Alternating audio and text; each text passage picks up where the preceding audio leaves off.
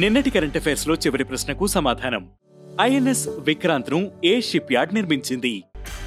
INS Vikrant ను Cochin ship yard limited భారత నౌకాదళం కోసం ఎంతో ప్రతిష్టాత్మకంగా తయారు చేసింది. ఇది దేశంలో అతిపెద్ద ప్రభుత్వ రంగ షిప్ యార్డ్. మొట్టమొదటి స్వదేశీ విమాన వాహక నౌకైన ఐఎన్ఎస్ విక్రాంత్ సెప్టెంబర్ 2, 2022న భారత నౌకాదళంలో భాగమైంది. ఇక మొదటిది ఫోర్బ్స్ బిలియనీర్స్ లిస్ట్ 2025 విడుదల. ప్రపంచంలో టాప్ 10 బిలియనీర్స్ లిస్ట్ 2025ను ఫోర్బ్స్ సంస్థ విడుదల చేసింది.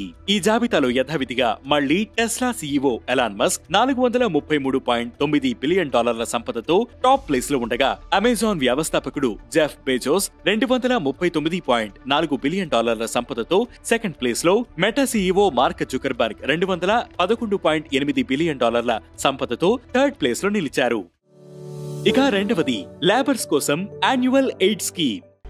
ఛత్తీస్గఢ్ లో ఉన్న లేబర్స్ కోసం ఆ రాష్ట్ర CM Bhupesh Baghel annual aid scheme ను ప్రారంభించారు.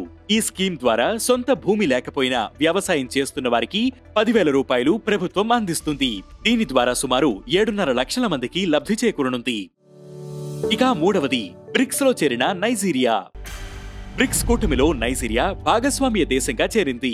ఈ విషయాన్ని ఆ దేశ ఫారెన్ మినిస్ట్రీ స్పోక్స్ ఉమెన్ కిమీబీ తెలిపారు. దీర్ఘకాలిక అభివృద్ధి లక్ష్యాలు, తమ ఆర్థిక వ్యవస్థను బలోపేతం చేయడానికి, అత్యవసర ఆర్థిక సవాళ్లను పరిష్కరించడానికి ఇదొక కీలకమైన అడుగుగా భావిస్తున్నట్లు ఆమె చెప్పారు.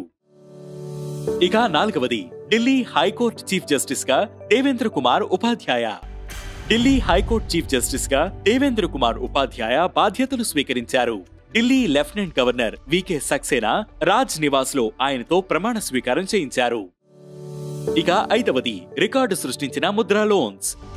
2024-25 మూడో త్రైమాసికంలో ప్రధానమంత్రి ముద్రా యోజన ఓ మైల్ స్టోన్ ను రీచ్ అయింది. 2015 నుంచి ఇప్పటి వరకు 3.39 లక్షల కోట్ల రూపాయల లోన్స్ ఇచ్చిన స్కీమ్ గా చరిత్ర సృష్టించింది. దేశంలో ఉన్న మైక్రో అండ్ స్మాల్ బిజినెస్లు చేసేవారికి ముద్రా లోన్ ఆసరాగా నిలుస్తోంది. ఇక ఈ రోజు కరెంట్ అఫైర్స్ క్వశ్చన్: ఇండియాలో అతి పురాతనమైన గ్రంథాలయం ఎక్కడ ఉంది? ఈ ప్రశ్నకు సమాధానం మీరే కామెంట్ చేయండి.